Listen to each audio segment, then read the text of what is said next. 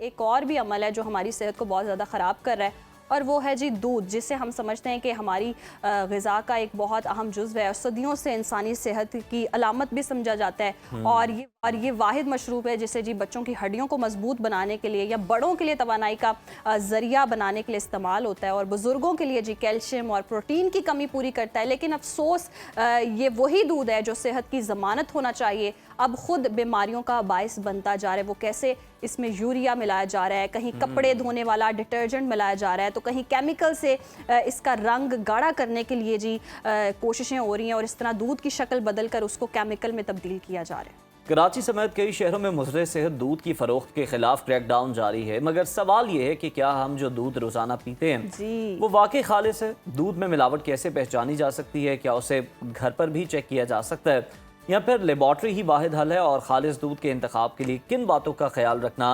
नहायत ज़रूरी है? इन्हीं सवालात पर बात कर लेते हैं।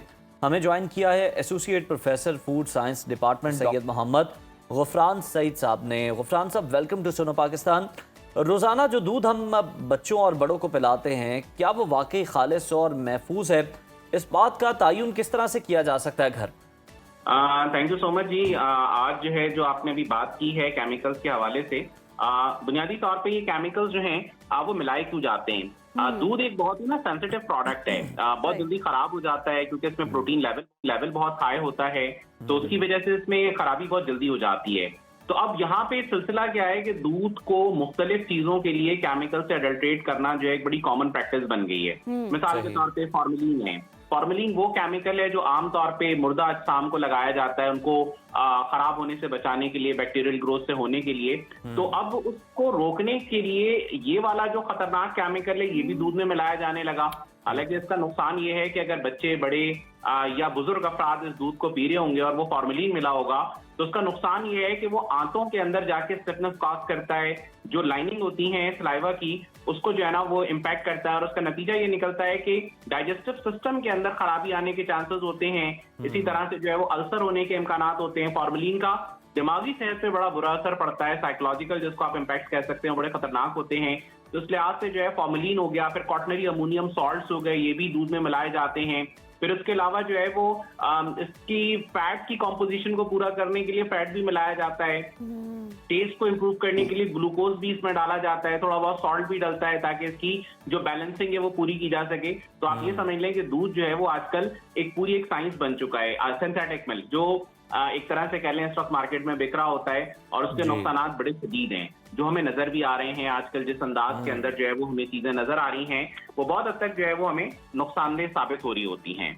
डॉक्टर साहब, ये भी बताइएगा कि ये जो इतनी आमेजिश होती है केमिकल्स की, बहुतात है, घर में किस तरह से चेक किया जा सकता है कि जो दूध हम इस्तेमाल कर रहे हैं, बाहर से ला रहे हैं, वो महफूज है, वो सही है? देखिए, आसान तरीका तो ये है कि वैसे तो आप डायरेक्टली जो है वो कोई खास चीज दूध के अंदर अगर महसूस कर रहे हैं, फॉर एग्जांपल टेस्ट में अगर आपको डिफरेंस फील हो रहा है, दूध के जो है ना वो गाढ़ेपन में अगर आपको जो है वो फर्क महसूस हो रहा है, या इसी तरह से जो है वो दूध के अंदर एक और चीज स्टार्च मिलाया जाता है। तो कॉमनली घर में जो है ना वो पायोडीन होता है जो चोट वगैरह पे लगाने के लिए इस्तेमाल करते हैं। तो अगर आप किसी सफेद बर्तन में थोड़ा सा दूध देके एक कतरा पायोडीन डालें, तो अगर दूध में स्टार्च मिला हुआ होगा उसको गाढ़ा करने के लिए, तो दूध का रंग बिल्कुल नीला हो जाएगा। अदरवाइज उसका कलर चेंज नहीं होगा। लेकिन आपको ऑथेंटिक टेस्ट के लिए रिलाई करना पड़ेगा लेबोरेटरी टेस्टिंग पे। तो यही वजह है कि हम इस बात के ऊपर जोर देते हैं कि जितनी अथॉरिटीज हैं उनकी जिम्मेदारी है कि वो टाइमली इस काम को करें, और हर वक्त इस दूध की जो है, क्योंकि दूध एक ऐसी चीज है, कंप्लीट नरिशमेंट है। आप अंदाजा लगाएं कि बच्चे से लेकर बड़े तक और नरिशमेंट के लिए ये सबसे बेहतरीन चीज मानी जाती है। तो अगर बुनियादी चीज ही इतनी खतरनाक केमिकल्स के साथ, डॉक्टर साहब यकीनन शहरी तो दूध इसलिए खरीदते होंगे कि सेहत के लिए जी फायदेमंद साबित होता है, इसलिए दूध पीना है, लेकिन अगर इतने केमिकल्स होंगे तो उल्टा नुकसान पहुंचा रहे हैं। तो खरीदते वक्त किन बातों का ख्याल रखना चाहिए? कैसे पता चल सकता है ये दूध खालिस है या केमिकल मिला हुआ है?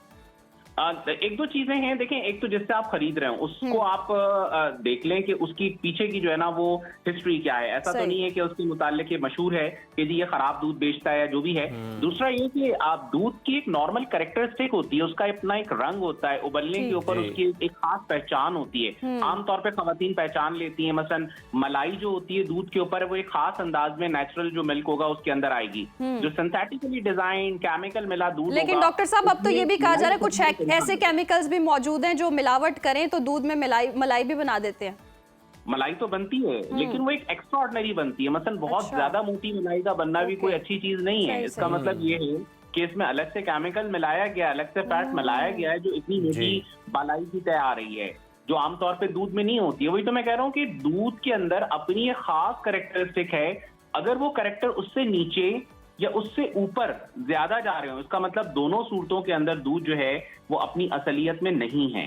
तो उसके लिए जरूरी ये है कि आपको दूध की असल पहचान जो है वो मौजूद हो। यानी खालिस दूध अगर आप एक दो मरतबा देखेंगे तो आपको अंदाजा होगा कैसे ये दूध खालिस है, और अब जो आपके पास दूसरा जी। दूध आ रहा है वो इसके अंदर एडल्ट्रेटेड है।